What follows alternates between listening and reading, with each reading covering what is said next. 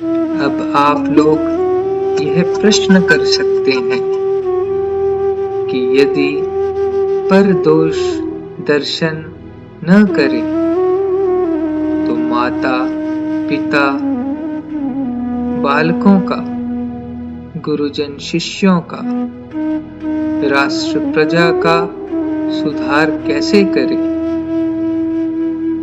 क्योंकि इनमें अपने दोष देखने की सामर्थ्य है ही नहीं। परंतु यह संदेह निर्मूल है। जो जिस अवस्था में होता है वह उस अवस्था के दोषों को भी जानता है, क्योंकि प्राकृतिक नियमानुसार मनुष्य मात्र को अपने दोष देखने का विवेक स्वतः प्राप्त है। बालक बालकपन के दोष अवश्य देख लेगा, युवक युवावस्था के दोष अवश्य देख लेगा, विद्यार्थी अवस्था के दोष अवश्य देख लेगा, विद्वान विद्वत्ता के दोष अवश्य देख लेगा, महाजन और मजदूर भी अपनी अपनी अवस्था के दोष अवश्य देख लेंगे। कहने का तात्पर्य यह है कि अपनी अपनी परिस्थितियों में अपने अपने दोषों का दर्शन सभी को संभव है। आपकी सहायता की आवश्यकता नहीं, आवश्यकता इस बात की है कि हमारे द्वारा हमारे साथी के प्रति कोई दोषयुक्त व्यवहार न हो। इस बात की आवश्यकता नहीं कि हम अपने विवेक से अपने साथी के दोष देखें। आप कहेंगे कि इस सिद्धांत के अनुसार तो आपने गुरुजनों, नेताओं और सुधारकों का काम ही समाप्त कर दिया। नेता का काम है कि वह समाज को दोष दर्शन कराए और उसके मिटाने का उपाय बताए। गुरु का काम भी यही है कि वह अपने शिष्य के दोष दर्शन कराए और उसे उस दोष मिटाने का उपाय बताए, जिससे शिष्य दोष मुक्त हो जाए। शासक भी यही सोचते हैं कि जिन पर वे शासन करते हैं उनके दोष दर्शन करें और बल के द्वारा उनको निर्दोष बनाने का प्रयत्न करें। शासक, नेता और गुरु में थोड़ा थोड़ा भेद है।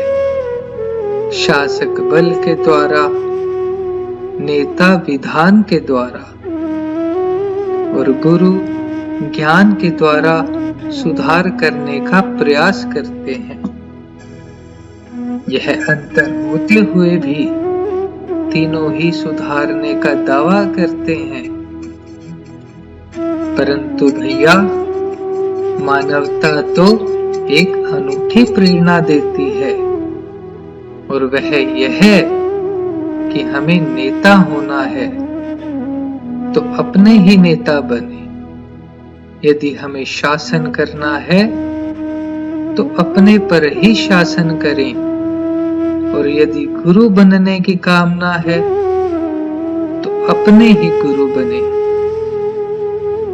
मानवता के इस दृष्टिकोण को जब हम अपनाएंगे तो हम अपने को ही, अपना शिष्य और अपने जीवन को ही, अपना समाज और अपने चरित्र को ही अपनी प्रजा बना लेंगे।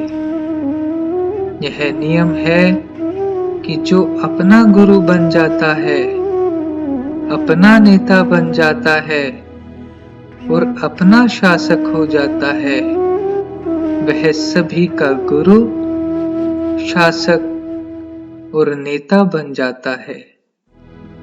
उसका जीवन ही विधान बन जाता है, जिसकी समाज को मांग है। अब प्रश्न यह होता है कि हम अपने गुरु, नेता या शासक कैसे बने? भौतिकवाद की दृष्टि से मानव मात्र को जो विवेक प्राकृतिक नियमानुसार मिला है, आस्तिकवाद की दृष्टि से जो विवेक प्रभु की अहेतु की कृपा से मिला है, और अध्यात्मवाद की दृष्टि से जो अपनी ही एक विभूति है, वह विवेक ही वास्तव में गुरु, नेता तथा शासक है, जो प्रत्येक भाई बहन को स्वतः प्राप्त है। पर खेद तो यह है कि हम उस विवेक का प्रयोग समस्त जीवन पर न करके समाज पर करने की सोचते हैं। समाज इंद्रियजन्य ज्ञान पर ही विश्वास करता है। वह जैसा देखता है वैसा बनता है।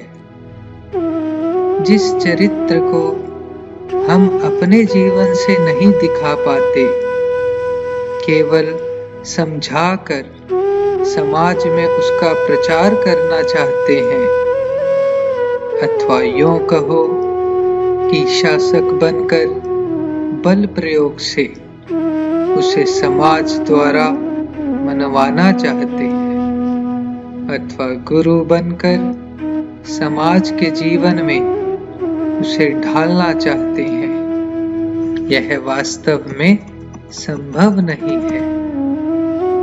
मानव को विवेक स्वयं मानव होने के लिए मिला है, अतः यह अनिवार्य हो जाता है कि हम अपने विवेक से अपने ही दोषों के दर्शन करें और तब प्रायश्चित एवं प्रार्थना आदि व्रतों द्वारा अपने को निर्दोष बनाएं।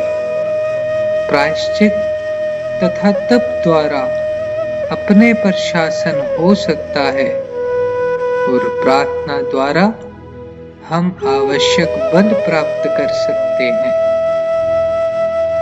और शुद्ध संकल्पों का व्रत लेकर हम अपने पर नेतृत्व कर सकते हैं। जिस जीवन से बुरे संकल्प मिट जाते हैं, उस जीवन से समाज में स्वतः शुद्ध संकल्पों का प्रचार हो जाता है। यह नियम है कि संकल्प शुद्धि से कर्म शुद्धि स्वतः हो जाती है। शुद्ध संकल्पों का प्रचार हो जाना ही समाज का वास्तविक नेतृत्व है। विवेक का आदर होने लगे, यही वास्तव में गुरुत्व है। विवेकी जनों से ही विवेक के आदर का प्रचार होता है। शुद्ध संकल्प युक्त जीवन से ही शुद्ध संकल्प व्यापक हो जाते हैं और प्रायश्चित तथा तपयुक्त जीवन से ही समाज के प्रत्येक वर्ग और व्यक्ति में अपने पर शासन करने की भावना उत्पन्न हो जाती है। विवेक युक्त जीवन ही वास्तव में मानवता है। उसी के आधार पर जब हम अपने को सुंदर बनाते हैं तो वही वास्तविक व्यक्तिवाद है। और जब अपने चरित्र द्वारा मानवता का प्रसार समाज में किया जाता है तो वही वास्तविक समाजवाद है। उस मानवता को ही विधान का रूप देकर जब बल प्रयोग द्वारा समाज में प्रसार करने का प्रयास किया जाता है तो वही वास्तव में राष्ट्रवाद है। अतः यह निर्विवाद सिद्ध हो जाता है कि निज विवेक के प्रकाश में साधन युक्त जीवन से निर्दोषता प्राप्त करना ही मानवता है। और वही मानवता स्थल भेद से कहीं व्यक्तिवाद, कहीं राष्ट्रवाद, कहीं समाजवाद आदि मान्यताओं से नाम तथा आदर पाती है। मानवता प्राप्त करने में सभी भाई बहन सर्वथा स्वतंत्र हैं। हमसे कोई ऐसा कार्य न हो जिसे हम अपने साथ कराना नहीं चाहते, और जो हम अपने प्रति दूसरों से कराना चाहते हैं वह हम दूसरों के प्रति करने के लिए सर्वदा उद्युक्त बने रहें। तभी हम अपने में विद्यमान मानवता को विकसित कर सकेंगे। मानवता विकसित हो जाने पर जीवन की सभी समस्याएं हल हो जाएंगी। अतः मानव को अपने में छिपी हुई मानवता को विकसित करने के लिए सर्वदा अथक प्रयत्न करना चाहिए। मानवता आ जाने पर ही हम सुंदर होंगे, हमारा समाज और राष्ट्र सुंदर होगा। मानवता में ही हमारा कल्याण तथा सुंदर समाज का निर्माण निहित